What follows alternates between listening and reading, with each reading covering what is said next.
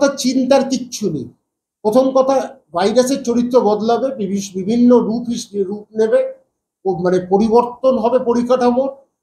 সেখানে সামান্যভাবে সর্দি কাশি এইগুলোই হচ্ছে, জ্বর হচ্ছে, আলাদা করে চিহ্নিতকরণ করার উপায় নেই।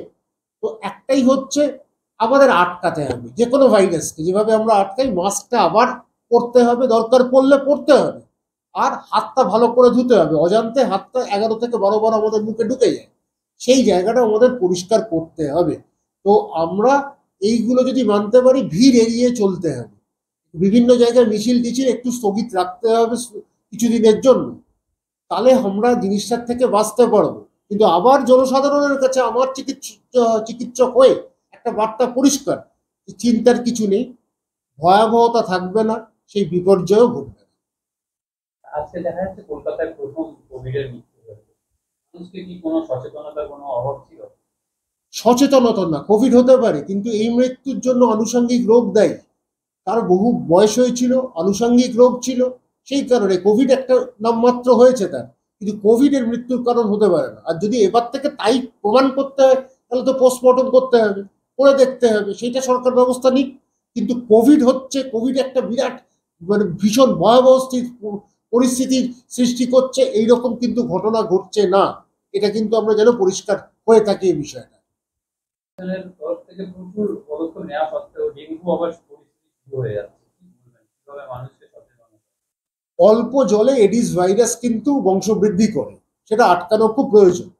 তো সেখানে ডেঙ্গির জন্য আমাদের জলটা যাতে জমা জল না থাকে, কর্পোরেশন, সরকারের দায়িত্ব হচ্ছে স্প্রে করা, কিন্তু জমা জলটার দায়িত্ব কিন্তু আমাদের। সেখানে যাতে আমার বাড়ির কাছে জমা জল, টবের মধ্যে জল, মাথার ওপরে জল, ডান দিকে জল, সব জায়গায় জল রেখে করলে কিন্তু মশাকে আমরা আমন্ত্রণ জানাবো, তখন বংশবৃদ্ধি হবে। আর সকালবেলা, সাধারণত সকালবেলা, বিকেলেও কামড়াতে পারে, তো সেখানে এর থেকে আসে আটকাতে। আর ব্লিচিং পাউডারে কিছু হবে না, পরিষ্কার কথা, জলটা সরিয়ে দিন, আগাছা সরিয়ে দিন, আর লার্ভিসাইড, যেটা লার্ভাগুলো মারবে, সেই ব্যবস্থাটা করতে হবে। তার সাথে বিভিন্ন মাছ ব্যবহার করা যেতে পারে, গাম্বুজিয়া মাছ, সেগুলো করলে ডেঙ্গি আটকায়। তো ঘটনাচক্রে আমাদের পরিষ্কারটা থাকতে হবে। এখন আবার পুজো আসবে, তারপরে খুঁটি পুঁতবে বিভিন্ন জায়গায়, তখন ওখানে জল জমবে, থানার সামনে অনেক গাড়ি থাকে, সেখানে জল জমে, বিভিন্ন জায়গায় গাড়ি থাকে।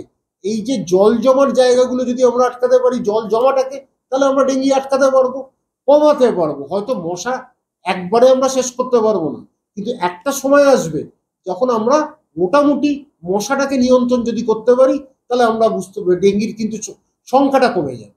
এটা কিন্তু ঘটনা। মশারি কি ব্যবহার করতে হবে? এখন যদি আপনি বাড়ির ভেতরে, হ্যাঁ, মশারি ব্যবহার করুক বয়স্ক ছোটরা, আর তার সাথে বিভিন্ন মসকিটো রিপেলেন্ট আছে, বাইরে গেলে ফুল শার্ট ফুল প্যান্ট পরে যেতে হওয়া, বিভিন্ন জায়গায় পরিষ্কার রাখা নিজেদের, আর মসকিটো রিপেলেন্ট অনেক সময় কিছু কিছু স্টিকার পাওয়া যায়, সব রকম আছে ব্যবস্থা। তো সেই রকম ব্যবস্থা করলে আমার মনে হয় মশার কামড় থেকে আমরা বাঁচতে পারি, মশাকেও মারাটা দরকার।